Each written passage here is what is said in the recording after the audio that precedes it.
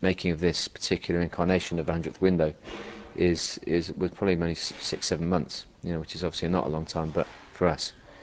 But it was it was more complex. But we had a kind of a bit of a sort of thing going where it was happening quite quickly, and we were quite focused. So at the time when it was all starting to take shape, it wasn't a long period. It happened over a short period of time, but there was a lot of complexity in the arrangements and in the things we were putting down.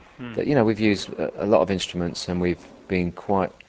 There's been a lot of intricacy in the way we've arranged instruments around each other, around drum sounds.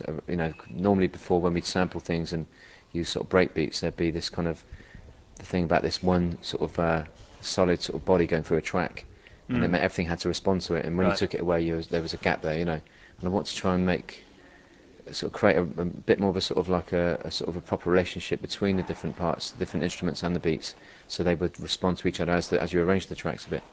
I know a lot of people expected, when they realised it was going to be mostly myself and Neil because of what was going on with Mushroom leaving the band and G being unavailable, that it would end up being a real big guitar fest, really big, sort of very, very dark and very heavy. And I kind of, I suppose, being stubborn again, didn't want to prove everyone right, wanted to do something completely the opposite and do something a bit more gentle and a bit more sort of, I suppose, again, it's more intricate, a little bit more thoughtful than just using power to sort of convey emotion.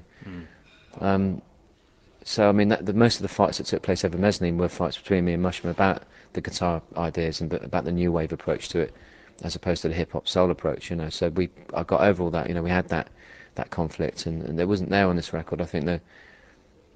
I mean, when you've known someone as long as I've known Mushroom, as a friend, as a friendship, it's very difficult to sort of go through what we did and get to, and have to work without him again. It's always going to be hard. But I think that again, the hip hop or the reggae thing that is part of our history is always going to be there.